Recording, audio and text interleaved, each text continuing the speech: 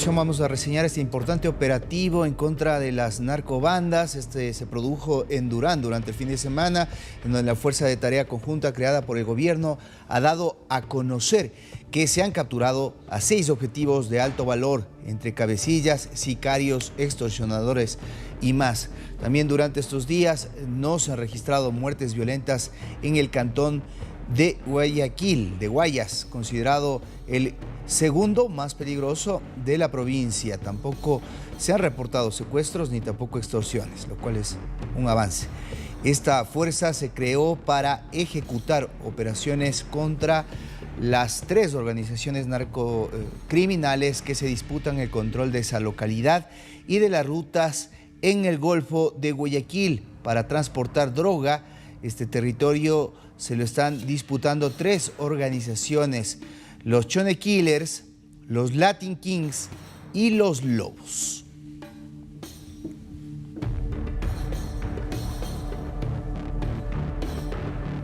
Y a la par también continúan los decomisos de cocaína en el Ecuador.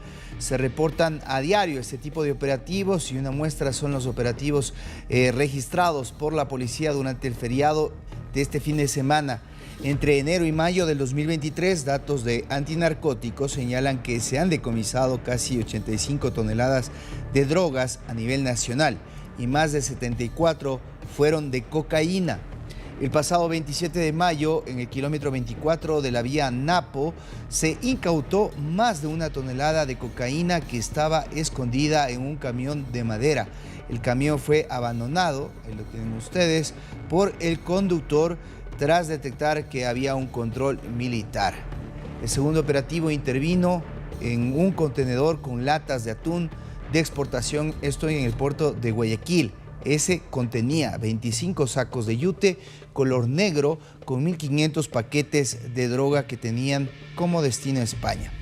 En el tercer operativo, denominado Cedros, se hallaron 64 kilómetros de cocaína que se pretendían enviar al puerto español de Alguerizas desde la terminal de Guayaquil.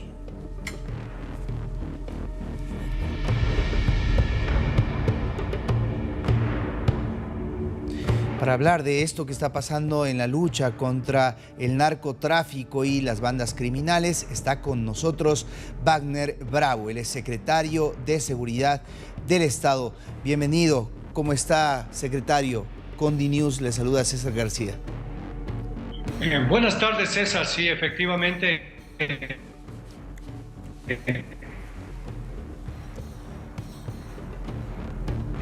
Estamos teniendo un problema de comunicación. Vamos a tratar de solventarlo con el equipo de producción en este importante diálogo que estamos estableciendo en este instante con el secretario de Seguridad del Ecuador. ¿Me escucha, secretario? Queríamos comprobar para ver si podemos retomar la entrevista.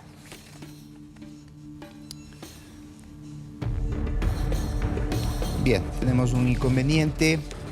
Algo que hay que destacar, sin duda alguna, es que el secretario Wagner Bravo fue designado hace apenas pocos meses junto a un consejero de seguridad de la Presidencia de la República, el exgeneral Paco Moncayo. El objetivo es comenzar a implementar un plan integral que permita contrarrestar la realidad. Durante estos últimos días y semanas hemos podido ver el fortalecimiento de la actividad conjunta que realiza tanto la policía con el Ejército Nacional, que está activo a través de varias decisiones, principalmente del COSEPE. Recuerden ustedes que acá en el Ecuador se tomó una decisión importante: declarar a las organizaciones criminales como terroristas. Esto ha permitido que se desarrollen varios operativos a nivel nacional, pero principalmente enfocados en las zonas más conflictivas y así tener resultados como el que acabábamos de mencionar durante este fin de semana, la captura de cabecillas de estas organizaciones criminales y por supuesto también el decomiso de más cocaína fundamentalmente. Secretario, ¿me escucha ya para poder iniciar la entrevista? Estamos retomando este diálogo.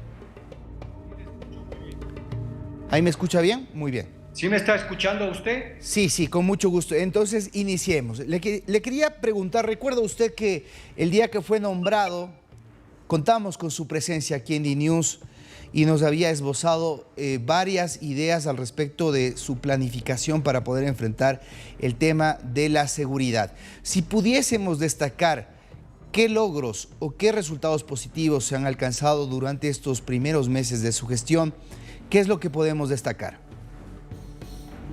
Bueno, César, buenas tardes y a quienes nos escuchan a través de este medio.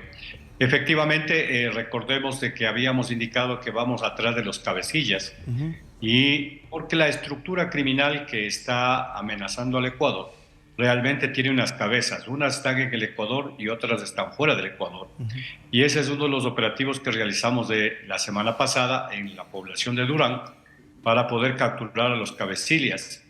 Y hemos tenido buenos resultados, así como hemos tenido buenos resultados en la captura de droga, que es el negocio ilícito que más nos está llevando a la violencia en el Ecuador. Yo creo que también el asunto del decreto de las actividades contra terroristas ha logrado de una u otra forma que aquellas personas que estaban intentando hacer terrorismo en el Ecuador hayan bajado su nivel de violencia. Vamos en camino y lo vamos a lograr de muy buena manera, César. ¿Hay números para poder un poco graficar y tampoco caer en la retórica, sino saber si hay estadísticas? Lo decíamos en la nota introductoria, por ejemplo, en estos últimos días no ha habido hechos de violencia, sobre todo en la ciudad de Guayaquil, tampoco explosivos, en fin. ¿Ustedes qué métricas están llevando? Bueno, la estadística nos determina de que hay un declive, especialmente en las muertes violentas. Creo que estamos al momento como un 12.5% sobre los 100.000 habitantes, cuando habíamos estado en 15, 16 y 18. Eso quiere decir que los estados de excepción y las acciones que están tomando Fuerzas Armadas están de muy buena manera. Como bien lo decías tú, estamos cerca de 85 toneladas de droga capturada. Y eso es un golpe pues a estas bandas que se han dedicado a este negocio ilícito. Hemos capturado aproximadamente cerca de 450 armas de todos los calibres y en el último fin de semana en Durán, también en el Ecuador está prohibido el uso de armas blancas. Tenemos capturado cerca de 400. En el mes creo que se deben haber desarticulado aproximadamente unas 60 bandas de delincuentes, unos armados y otros delincuencia común. Entonces, yo creo que sí existe una realidad, pero de a poco va aclarándose la situación y también la percepción de la ciudadanía ante la presencia de Fuerzas Armadas en apoyo a la Policía Nacional están dándonos una mayor tranquilidad para nuestras actividades diarias, César. ¿Qué han planificado para poder acelerar los procesos en estos 6 meses que les queda al frente del gobierno? Recordemos que el presidente llamó a elecciones anticipadas, por lo cual seguramente una planificación que ustedes tienen a largo plazo deberá recibir continuidad. Pero ¿qué van a hacer ustedes para al menos dejar los pilares, independientemente de que pueda o no el presidente Lasso acceder nuevamente al poder? Bueno, los planes con la lucha contra toda la delincuencia y el crimen organizado están dispuestos y continuarán haciéndose, pero no porque el presidente vaya a salir la situación sea terminada. Por lo tanto, hay un buen plan operativo para atacar a la amenaza que es la minería ilegal. No podemos dejar que la minería siga destruyendo el medio ambiente y también enriqueciéndose. Por otro lado, están por terminarse algunas de las construcciones de la penitenciaría litoral en Guayaquil, y la idea fundamental es dejar controlado el sistema carcelario, de tal manera de que pueda el nuevo gobierno pues iniciar ya un proceso de reorganización de la rehabilitación nacional. Pero fundamentalmente lo que estamos haciendo en este momento es consolidar el sistema de seguridad pública del Estado, que vino a menos después de que se eliminó el Consejo de Seguridad Nacional y todo el sistema de seguridad nacional. Lo que se intenta ahora es dejar sentadas las bases para que no en el corto plazo, sino en el largo plazo quede un buen sistema de seguridad que tiene que ir dando frutos en la coyuntura, en el mediano plazo y en el largo plazo. Y fundamentalmente el enlace que existe entre el desarrollo y la seguridad. Es por eso que todos los ministerios, en este momento especialmente del ámbito social, están trabajando en concordancia con seguridad para eliminar esas causas estructurales. No lo vamos a poder hacer en el poco tiempo que tenemos, pero sí se quiere dejar las bases sentadas para que tengamos resultados en este gobierno coyunturalmente y en los próximos gobiernos que vengan. Bien. Es al mediano y al corto plazo, César. Secretario, vamos a un tema que me parece central, coyuntural en estos días. Sabemos que está listo el decreto, porque el presidente ahorita está gobernando vía decreto, para poder emitir este reglamento sobre el porte de armas. ¿Nos podría explicar qué elecciones se han tenido durante este tiempo para poder determinar cómo se va a canalizar esta idea realmente importante para saber si efectivamente los ciudadanos tendrán esa posibilidad de defenderse, en qué condiciones, con qué requisitos? César, hay dos reglamentos que están en vigencia. El uno es la disposición y el decreto presidencial para que los ciudadanos puedan portar armas de uso civil, es decir, pistola calibre 9 milímetros y revólver hasta .38. El decreto había determinado 6 meses para que se acondicionen todos los procedimientos para que las personas que quieran utilizar el arma la puedan hacer. Yo creo que la próxima semana, a partir del 1 de junio, si no estoy mal, o hasta a partir del 5 de junio, van a comenzarse a dar ya los permisos de porte de armas, tomando en cuenta que es un permiso de armas regulado. No todas las personas pueden tener un arma, tendrán que cumplir una serie de requisitos, entre ellos no tener antecedentes penales, el tener un buen estado psicológico, no haber usado fármacos y tener 25 años de edad. Eso ya limita a ciertas personas, porque tampoco se puede pasar a que es una moda y que porque mi amigo, mi vecino o alguien tiene un arma, yo también quiero tener un arma. Lo fundamental ahí es que las personas tienen que entender por qué quiero portar un arma y para qué quiero portar el arma. Entonces, no se han dado todavía ningún permiso, pero creo que esta semana, el 1 o el 5 de junio, vamos a iniciar, porque ya está terminando todos los procedimientos, para que no vayan a fallar. Y la otra es que el año pasado, en agosto, tuvimos la ley de uso legítimo de la fuerza, tomando en cuenta que de nuestra Constitución, el único que puede hacer el uso coercitivo de la fuerza es el Estado, el gobierno, a través de policía, fuerzas armadas y los guardias penitenciarios. Está ya listo el reglamento para que se lo pueda publicar con decreto. ¿Y qué nos permite el reglamento?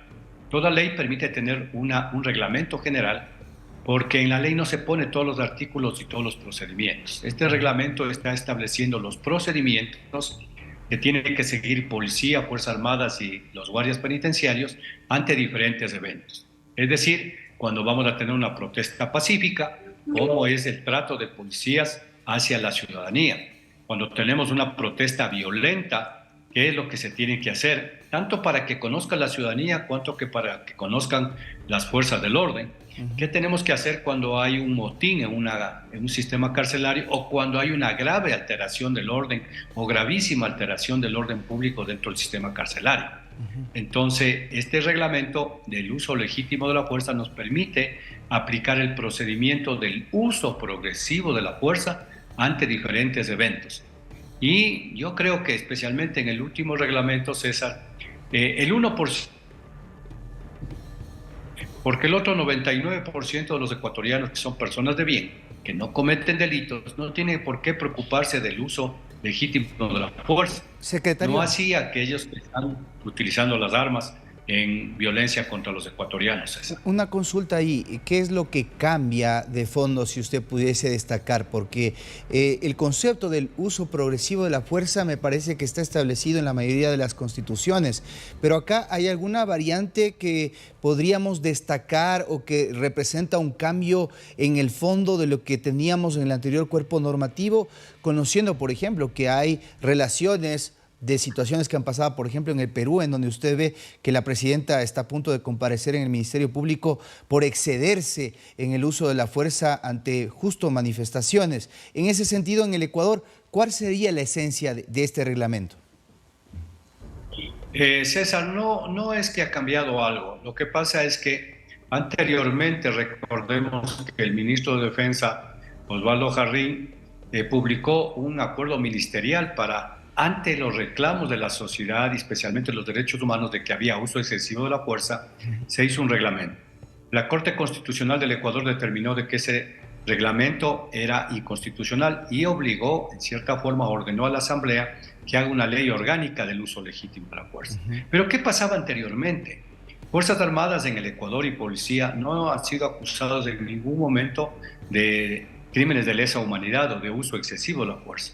No digo que todo sea perfecto, pero no hemos tenido esos casos graves, tal vez uno o dos por ahí, porque Fuerzas Armadas y Policía son formados de acuerdo a la Constitución y antes de la Constitución del 2008 en la observación de los derechos humanos universales y también en los acuerdos internacionales, especialmente en Naciones Unidas, en cuanto al uso de las autoridades que tienen que hacer el uso excesivo de la fuerza para controlar y aplicar la ley. Eso lo dice las Naciones Unidas, y también del uso de armas para las Fuerzas Armadas y Policía.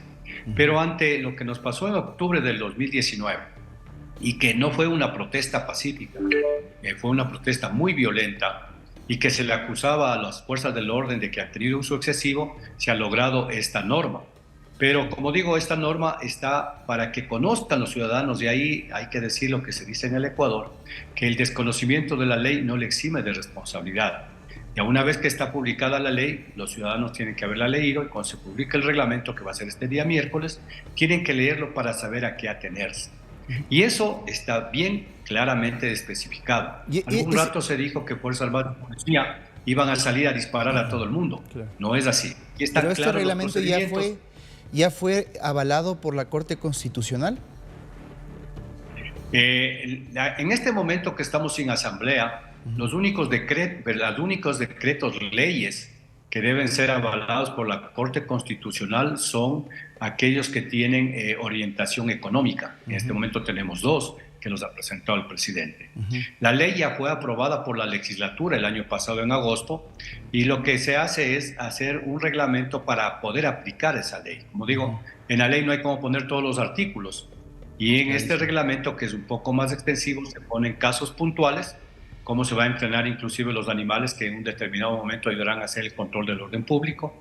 También está cómo se va a tratar a los posibles delitos que podrían cometer de función Fuerzas Armadas y Policía y su tratamiento. O sea, es un reglamento que nos permite a todos tener en forma clara cuáles son las reglas del juego. Y fundamentalmente para Policía y Fuerzas Armadas está dando el aval del respaldo que da el gobierno a su accionar. Vuelvo a repetir, y disculpen, aquí los que deben estar preocupados son aquellas personas que, con derecho a hacer una manifestación pacífica, que se lo puede hacer, ya esa manifestación pacífica pasa a ser actos de violencia o anarquía y terrorismo, como nos pasó en octubre del 19 y en junio del 2022, César. Ok, solo para cerrar, presupuesto para seguridad en este año, ¿de cuánto es y hacia dónde está enfocado? ¿Ya se logró adquirir chalecos, inversión en las cárceles?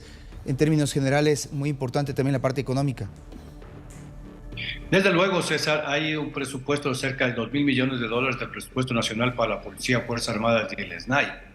Y fundamentalmente lo que la disposición del presidente de la República es dejar fortalecidas las capacidades de la Policía Nacional y las capacidades estratégicas de Fuerzas Armadas, iniciando por el alojamiento que tienen que tener los 8.500 policías que se van a graduar la próxima semana y los que entrarán, iniciando con los implementos de protección particular, que son chalecos, cascos y armamento, y en Fuerzas Armadas pues el dotarle de vehículos blindados para que puedan hacerse un control efectivo del espacio territorial. El armamento, una parte ya ha llegado, es decir, se está caminando para...